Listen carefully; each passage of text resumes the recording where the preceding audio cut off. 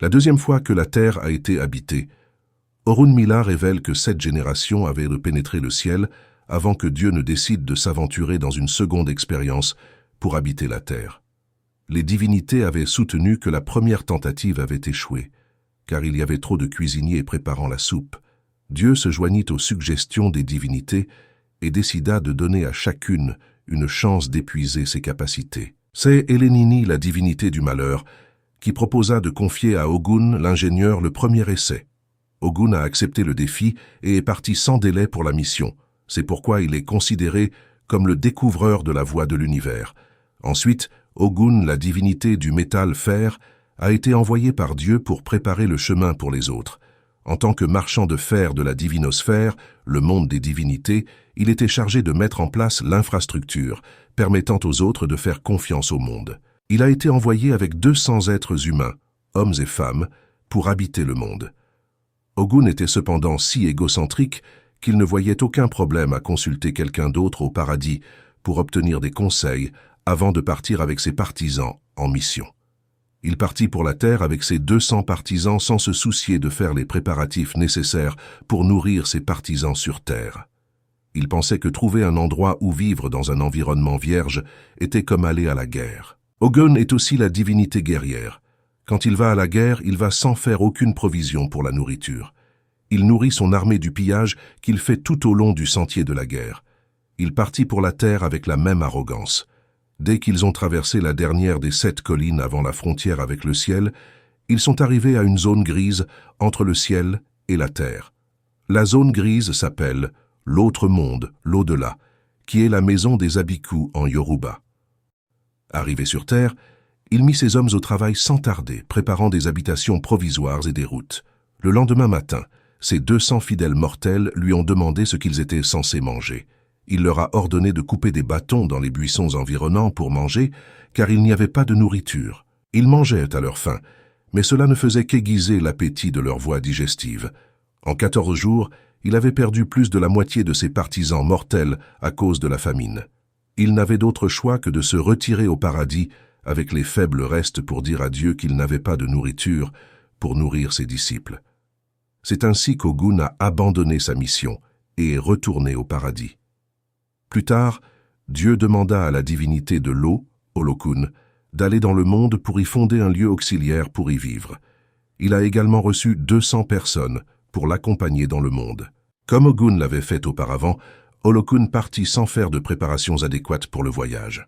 Arrivés sur Terre, les adeptes de la divinité de l'eau ont également demandé ce qu'ils étaient censés manger, et il leur a donné de l'eau, ce qui ne leur a donné aucune satisfaction nutritionnelle.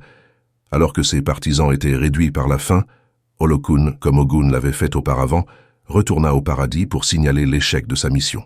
Dieu a invité un certain nombre d'autres divinités pour le travail, mais elles ont poliment refusé d'y aller, doutant qu'elles auraient une chance de réussir dans une mission qui avait défié les efforts de leurs prédécesseurs, Ogun et Olokun.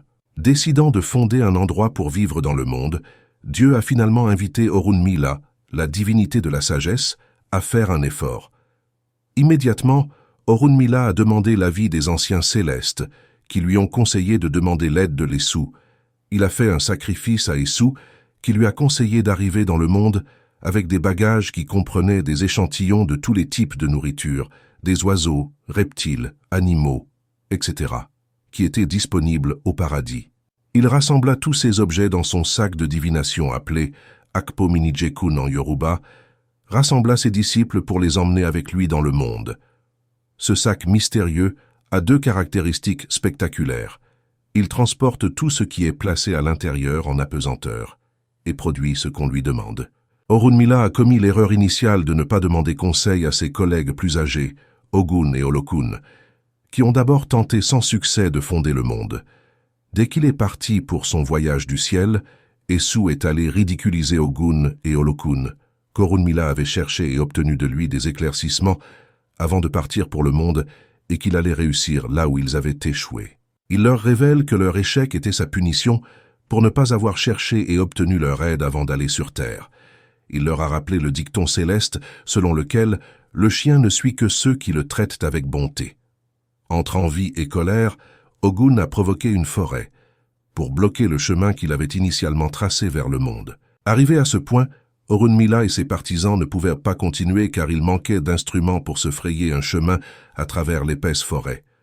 Pendant qu'il se reposait, la souris offrit de tracer le chemin vers la terre.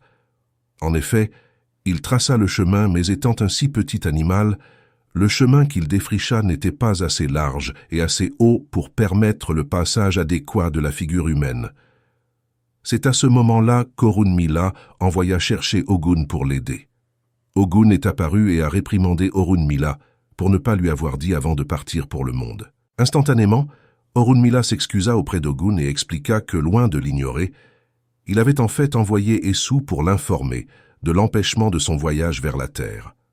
Quand Ogun se souvint vraiment qu'Essu était venu l'informer, il se tut et accepta de dégager la route qu'il avait bloquée.